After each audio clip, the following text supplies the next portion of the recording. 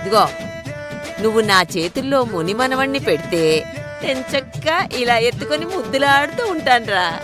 ఇవకెక్కడికి పోతానులే నాని, అప్పటి వరకు నువ్వు ఉంటావులే, డోంట్ వరీ. ఈరోజు ఓ అద్భుతాన్ని క్రియేట్ చేసావు నాని. ఇంత హ్యాపీనెస్ ని షేర్ చేసుకోపోతే ఎలా? అత్తయ్య, ఆ అద్భుతం ఏంటో కాస్త నాకు కూడా చెప్పండి. ఈ క్యూరియాసిటీ నా వల్ల అవ్వట్లేదు అత్తయ్య. చెప్పండి అత్తయ్య, త్వరగా చెప్పండి అత్తయ్య, త్వరగా చెప్పండి. చెప్తాను ఆగవే.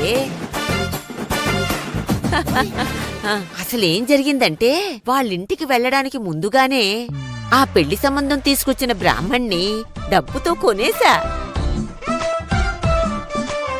పెళ్లివాళ్ళు వచ్చారు కదా, ఆ శివకి స్నేహకి లవ్ ట్రాక్ నడుస్తుందని పెళ్లి చూపులకొచ్చారు చూడు, వాళ్ళకి అర్థమయ్యేలా చెప్పేశా.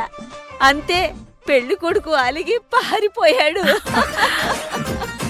అలా పెళ్లి చూపులకు వచ్చిన వాళ్ళని తిరిగి పంపించేసింది నాని. అత్తయ్య, ఇంత ప్లాన్ వర్కౌట్ చేసింది అసలు మీరేనా? మరేమనుకున్నావు బోనా మీ అత్తయ్య అంటే? ఇదిగో ఆ శివ స్నేహాల పెళ్లి చేయడానికి, మన అర్జున్ కావేరలు కలిసిపోవడానికి ఈ మాత్రం వర్కౌట్ చేయకపోతే పని అవుతుందే? అమ్మా,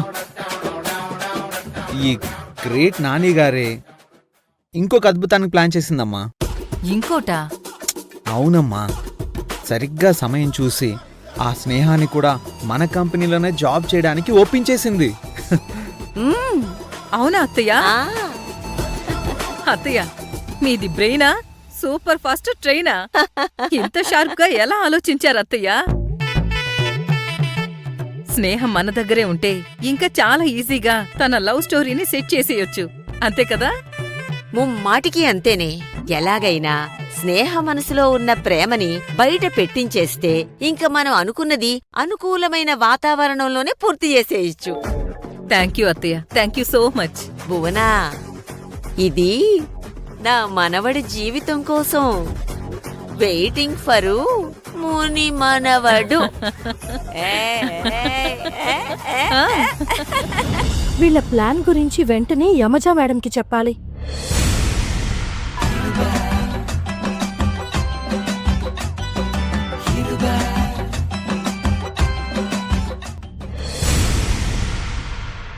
ఏంది శివ, గింత జరిగిందా?